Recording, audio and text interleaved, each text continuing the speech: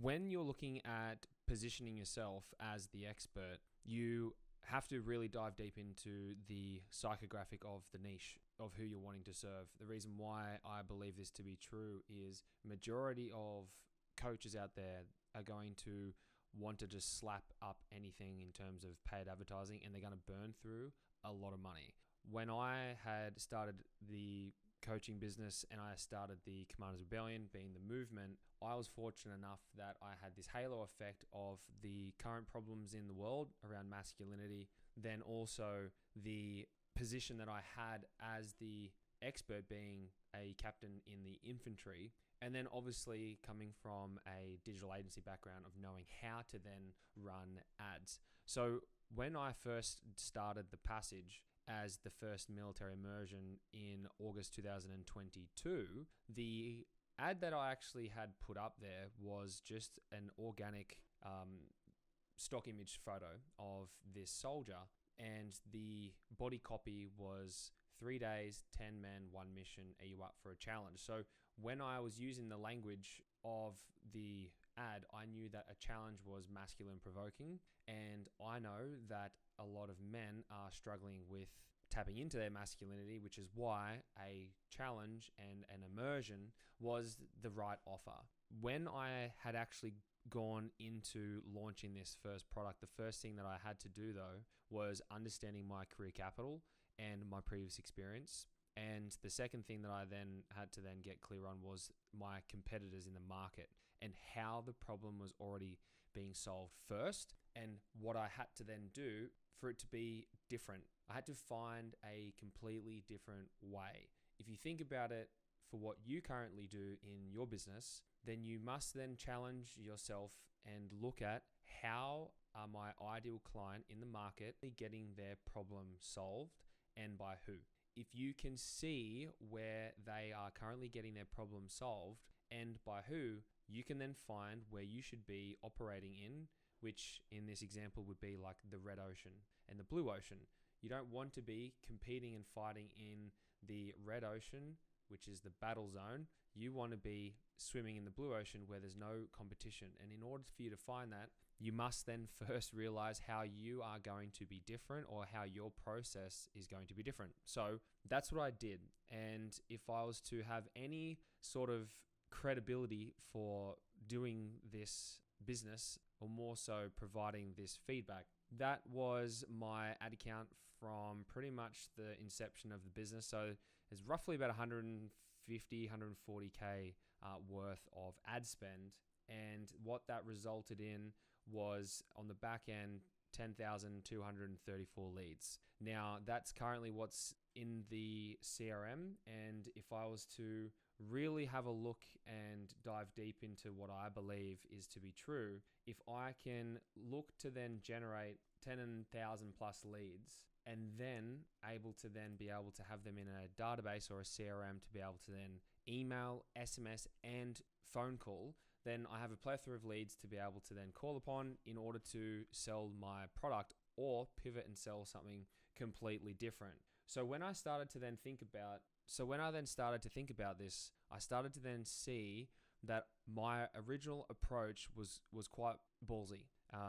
It was quite ballsy because it was an event. And an event with helicopters, with a 600-acre property, 4 or 5 days, staff. It was a big upfront cost that I absorbed in my sales. So I didn't use my own money. I actually effectively pre-sold this. And this is what I would be suggesting for anyone out there that's looking to move into the realm of advertising, is you should be looking to pre-sell this. And if you can identify the sweet spot of what it is that you know you're great at and the process that you can actually fulfill their need or to be able to take them from point A to point B in a fashion that no one else does, that is how you can position yourself. So if I was to think about the first steps of what I would be doing from scratch, is the first one I truly believe is we need to look at career capital again. We need to look at your career capital and how you have gotten to where you are. I believe this is vital, as this is the thing that is going to underpin your entire positioning in the market, your entire brand. If you are operating from a place without career capital, my concern is that you're going to then be another coach that is regurgitating YouTube content, and there's no edge, there's no unique selling proposition. So I want to be able to dive deep into your career capital of, where have you come from? What have you done?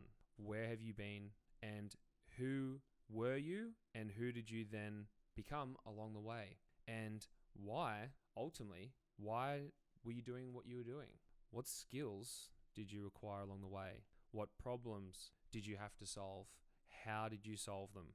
This is just some prompts that I believe would be quite effective to ask yourself the question before looking at anything paid advertising. The second, I believe the one thing that people still to this day do not go deeper enough into is your niche. We need to get so clear on who is this. If we know exactly that this person is 30 to 45 years old, in this example is a male, business owner, married, children in Australia, they have these fears, or they're feeling they're in a particular emotional state. They have these goals and they want to feel a particular feeling, and they currently consume content, they follow certain people, but more importantly, we know exactly where they are right now and where they want to be. And at the moment, they're currently sitting on Hell Island and you want to get them to Heaven Island.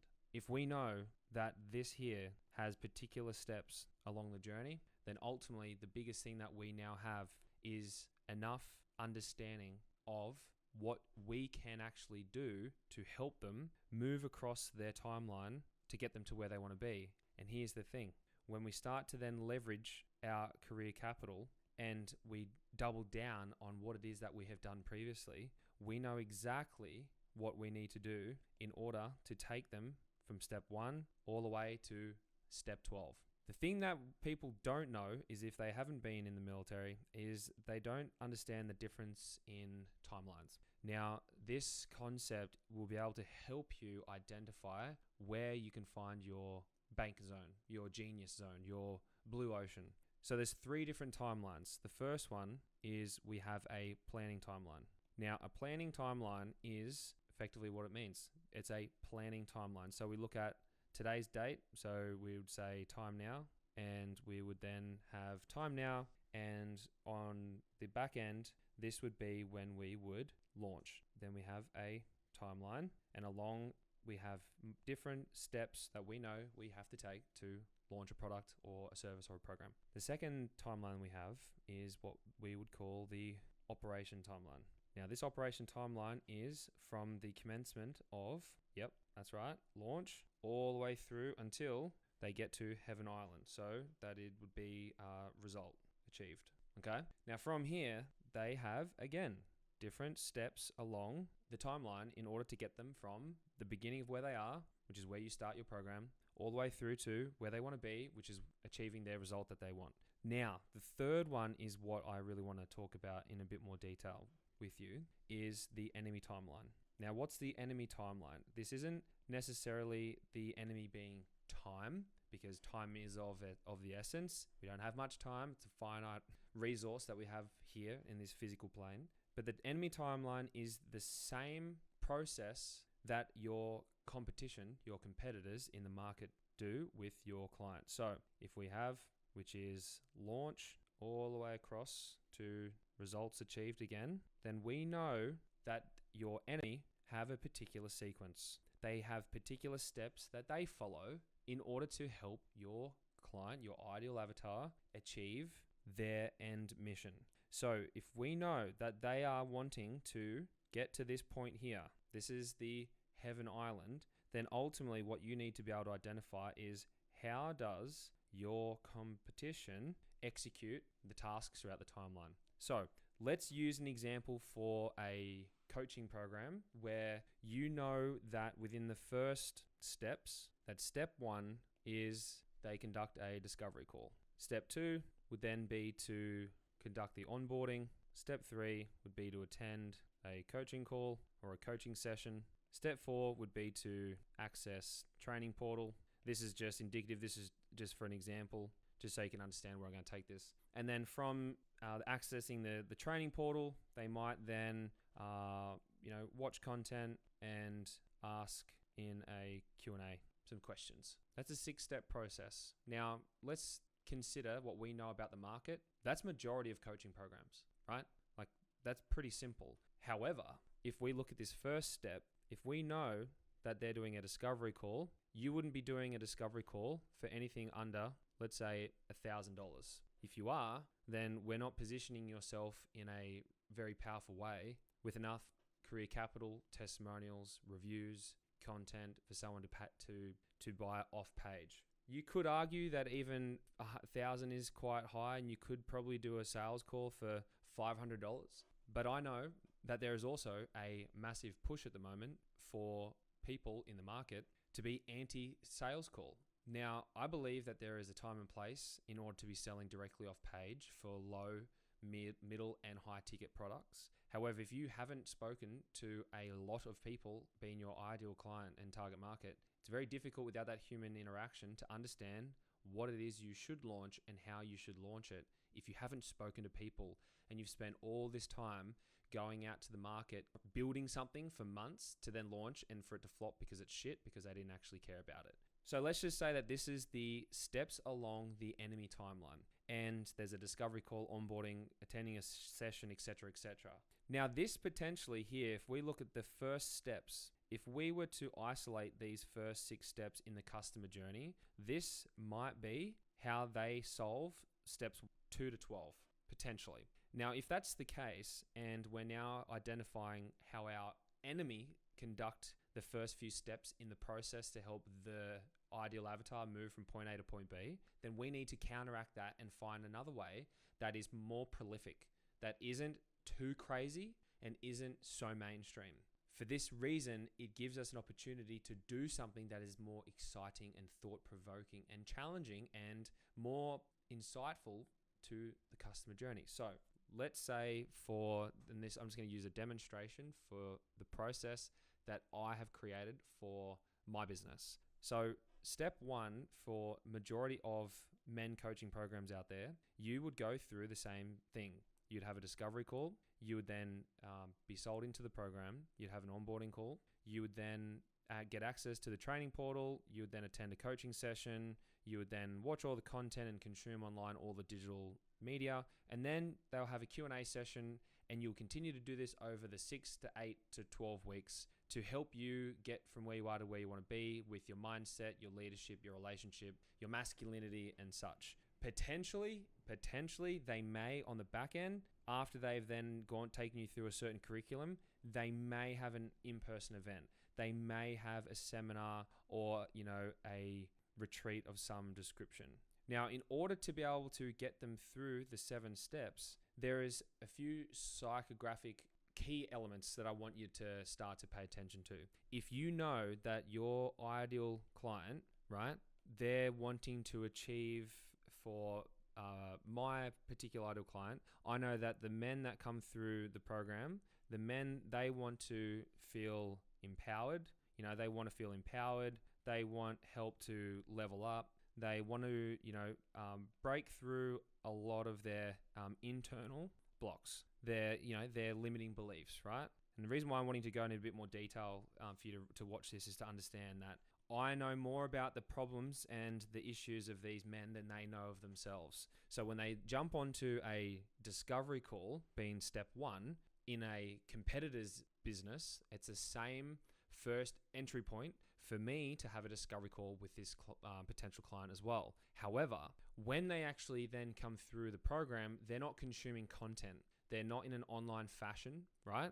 What they are doing is they are already being tested by being exposed on the first call with the breakthroughs in the sales call, but they're already being exposed to all of their fears and all of their limiting beliefs whilst they're waiting for the event. So what's happening is, as they're waiting for the event, my seminar or my retreat was one of the first few steps of joining the program. Why would I do that? Well, for one, I'm now being able to combat the fact that my customer journey is different. So instead of following the enemy timeline of what they've done here, instead of the retreat, their retreat is here. Usually if I was to follow, I'd have mine here. But what I do is I have my retreat here.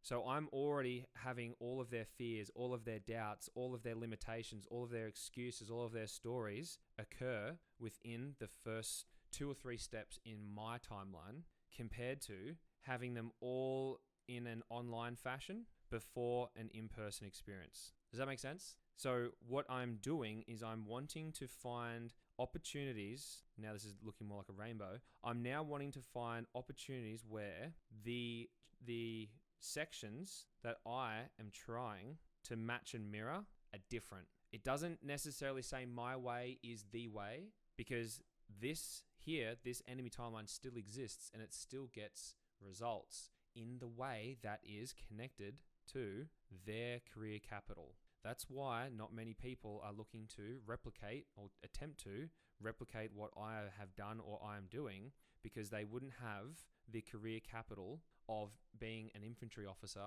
being deployed, running massive teams and organizations, and being able to run a digital agency and coaching with NLP, timeline therapy, hypno modalities under their belt. They don't have that. But what they do have is they have consumed all of the content online from different coaching programs who help coach coaches to build coaching programs to coach other people through marketing and selling and building online digital products, which means their framework is to have the event on the back end and not on the front end, or to not have an event at all. So for me, if I was in the position of starting a coaching business again from scratch, there's a few things that I would consider in order to position myself still as the expert in the big bad world of a flooded, saturated market, of an unregulated market being coaching.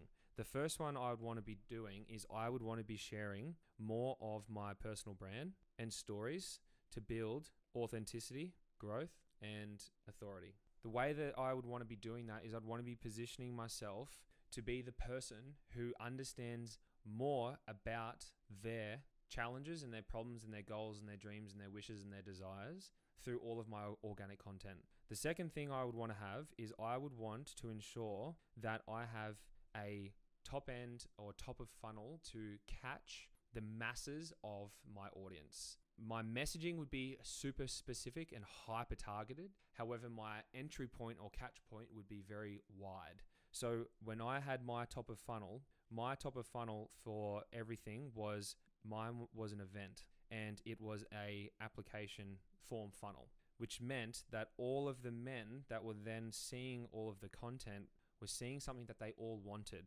However, as I continued to then go down to my funnel after their application form, then they were either qualified or not qualified through. Then there was the call. Then there was the event. Then there was the invitation for them to join the mastermind. And on the bottom end is then the clients that I work with in business. So that was my funnel. Now, the thing that I would be wanting to do if I wasn't to have an event on the front end is I would want my top of funnel to be a low ticket product or a free product that had majority of the content that had me positioned as the expert, and also content to help those clients grow and to break through the first step of their problem, which the step of their process to get to where they want to be, which most of the time is to be on the top end to help them become problem aware. And if we help them become problem aware, that's when we then open up the door for them to then realize that they then need to then have more support and more help to solve the problem of what you had identified from step 1. Then step 2 would be my mid to higher ticket core product. This would be a one-off product, and this would be something that's going to actually help the majority of their entire process before then getting them to the true end goal or end desire for them to want to work with you longer term in your high ticket to elite, which would be your high ticket upsell. And then on the back end, you could then have your subscription for continuity and recurring cash flow. Now, if we look at that as your 4 product empire, right? And that's for what I would be suggesting is if you're problem aware, then you've solved the problem from step 1, but then you have then identified a larger problem that they need help with, help from you to solve, then this mid to high ticket core product can be your event. This can be a 6 to 8 week to 12 week program that culminates in an event. It can be a mastermind that they buy up front for a year or 6 months or 3 months or whatever you want the container to be. However, the principles remain the same, especially for what I had done, is I still positioned myself as the expert by understanding that I knew everything that they needed to read and watch and consume in order for them to take the first step, which for me was my event, which was then different to the enemy's timeline, which would usually have it on the back end of their program, which then also had me in a position to be able to qualify who I want to work with to then move through my funnel. So most coaches in the online space have the free to low ticket. As you know, they have $7 offers, $49 offers, $997 offers, and that's usually the entry point. They then will have their core product being, potentially 3 to 5K, maybe 10K on the top end. Then they've got their high ticket, which is usually the 20K to 50K. And then the subscription, you've either got a multi-tiered function where it's like $99 a month, $497 a month, or, $3K a month or something like that. So if I was to draw some similarities to what I had done previously, my low ticket free product was, if I was to draw the connections for you, was an application form. That was to see if they qualified to do an event that was masculine provoking. Then my mid to high ticket was the actual event itself. Then my high ticket or my elite program was then the mastermind. And then the subscription is then the different tiers of the community that they get access to. So in short, what I would truly look back and reflect on is, what can I start to leverage off from my career capital that is going to position me as the expert that I can showcase in my organic content for then when I'm about to then go into my paid advertising strategy, the entry point for your top of funnel would be something that is going to be a problem aware focused product or course or piece of material, or the problem aware would be part of your sales call, which is where you give them the breakthroughs for the aha epiphanies, which then allows you to go directly to your core product to then flush out your core product to reverse engineer that something for that is free or that is cheap, depending on where you're at. If you're needing a lot of cash flow, I would then be going 3 to 10K price point. If you're then wanting a long-term, sustainable, gradual increase in growth, then I would be going free product into a low ticket subscription, into a core product with a high ticket, and then the ramp would be different. So I would then be wanting to look to create something along the lines of, if I wanted cash flow and I wanted to start at my core product, I would go, this is where my ramp would be with a call. So that would be my core product here. And the one thing that you then notice is eventually you could then go high ticket here. Then you could eventually continue to then go down. And as you're progressing through, what you're then seeing is then this might be a subscription, and then this part might be your free product here. And then you'll then start to build backwards. But if you wanted to then build the sustainable road, then you'd start here, you'd build out your free product, you'd build out a trial to a subscription, and then you'd continue to then build out your core product here, and then you'd go the opposite direction. Both are correct. Both work. I just believe you should then start high and work your way down for cash flow purposes if you need it to. So hope that helps. I wanted to share that with you just to give you a bit of insight on the concept of what a planning timeline, operating timeline, and the enemy timeline is and how it works. Because for me, ultimately, understanding the difference between your process being your prolific process compared to every Joe Schmo that does everything as everyone else does, where there's no differentiation between the two and it's boring as batshit, and we can find something that is super exciting for you to do with them because they want it as well. If we know the market wants it and needs it and you can fulfill it and no one else can, there's your blue ocean. If we can get to that point, we'll be laughing. And yeah, I hope that brings some light on planning, operating, and enemy timelines for your business.